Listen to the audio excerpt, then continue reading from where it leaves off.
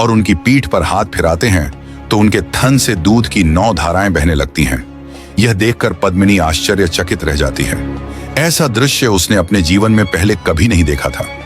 आश्रम में मेहमान एक दिन रहना चाहते थे, पर बाबा के प्रेम ने उन्हें 4 दिन रोक लिया था। वहां के वातावरण में राजकुमारी पद्मिनी का मन इतना रम जाता है कि विदा होते समय उसे रोना आ जाता है। बाबा का दिल भी भरता है। तब वह कहते हैं, राजकुमारी पद्मिनी, आश्रम तुम्हारा है, जब जी में आए फिर आ जाना। राजकुमार बाबा को खड़ाऊं लौटा देता है और उनका आशीर्वाद लेकर आगे बढ़ने लगता है। उसका राज्य सह्याद्री अभी भी बहुत दूर था। दोस्तों, बाबा के आश्रम से निकलते ही अचानक राजकुमार को उस राजकन्या का ध्यान आता है जिसे उसने वृक्ष की जड़ से रोग मुक्त किया था।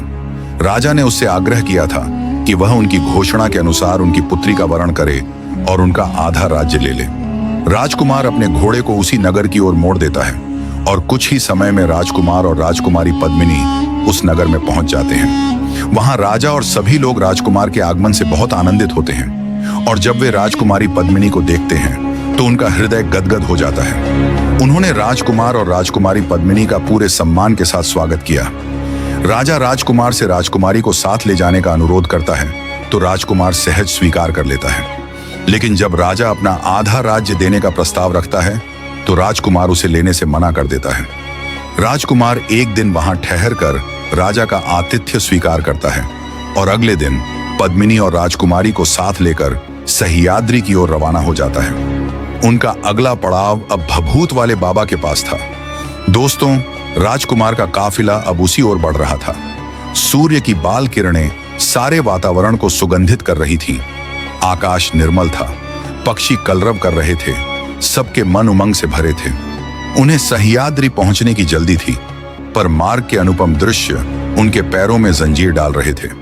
पर्वत श्रृंखला पार करते हुए तो वे इतने अभिभूत होते हैं कि घोड़ों पर से उतरना पड़ता है और गांव की हरियाली तथा पर्वत शिखरों पर सुहावनी धूप की सुनहरी चादर देखकर सबके मन आनंद से उछलने लगते हैं।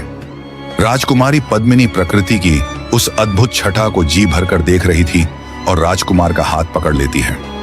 राजकुमारी पद्मिनी बोलती है, राजकुमार, आदमी अगर इतना ऊंचा उठ जाए, इतना निर्मल हो जाए तो धरती पर स्वर्ग उतर आए।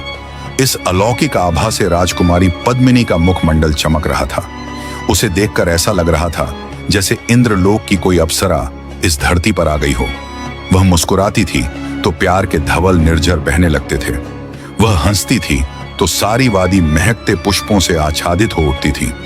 बड़े स्नेह से भींगकर राजकुमार बार बार उस कोमल राजकुमारी की ओर देखता रहता है।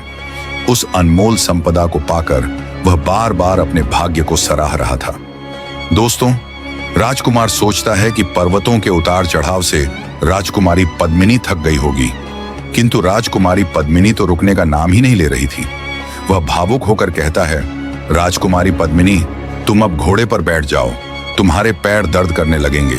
तब राजकुमारी पद्मिनी बड़े उल्लास से कहती है, तुम मुझे इस आनंद से वंचित क्यों करना चाहते हो? तब राजकुमार सोचता है कि उसके इस उद्गार से ऊंचे ऊंचे पर्वत शिखर निहाल हो गए हैं, उपत्यका मुस्कुरा उठी है और घने गगनचुंबी वृक्षों की हरियाली और गहरी हो गई है।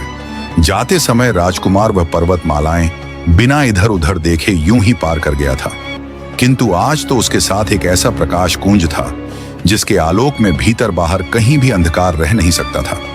वे लोग घोड़ों पर सवार हो जाते हैं, पर्वतों को लांघ कर फिर मैदानों में आ जाते हैं। तब राजकुमार हंसकर कहता है, हम लोग भी कैसे हैं, जहां घोड़ों पर बैठना चाहिए था वहां बैठे नहीं, लेकिन जहां पैदल चल सकते थे वहां घोड़ों पर सवार हो गए हैं। तब राजकुमारी पद्मिनी यह सुनकर कहती है, राजकुमार, आदमी पैदल चलता है तो धरती को उसका खोया बेटा मिल जाता है। पहाड़ों में पैदल न चलना, पहाड़ों का अपमान करना है। दोस्तों, राजकुमारी पद्मिनी की इस बुद्धिमत्ता से राजकुमार का रोम रोम पुलकित हो जाता है। वह क्षण भर उसकी ओर देखता रहता है। भभूत वाले बाबा का आश्रम अब दूर नहीं था। तब राजकुमार कहता है, राजकुमारी पद्मिनी, अब हम उन बाबा के आश्रम में पहुंच रहे हैं जिन्होंने मुझे एक ऐसी चमत्कारी भभूत दी थी जिसे खाकर मुझे कोई नहीं देख सकता था और मैं सबको देख सकता था। फिर कुछ रुककर बोलता है, उसी भभूत को मुंह में डालकर मैंने तुम्हारे सिंगल द्वीप में प्रवेश किया था। तब राजकुमारी पद्मिनी कहती है, फिर तो तुम मेरे महल में भी आए होंगे। तब राजकुमार नाम में उत्तर देता है, राजकुमारी, मैंने तुम्हारे महल को बाहर से देखा था। तब राजकुमारी व्यग्र होकर पूछती है, भीतर क्यों नहीं आए? तब राजकुमार बोलता है, मैं महल में जाना चाहता था, लेकिन न जाने क्या सोचकर मुझे डर लग रहा था और महल का फाटक बंद था। फाटक खोलने की मेरी हिम्मत नहीं हो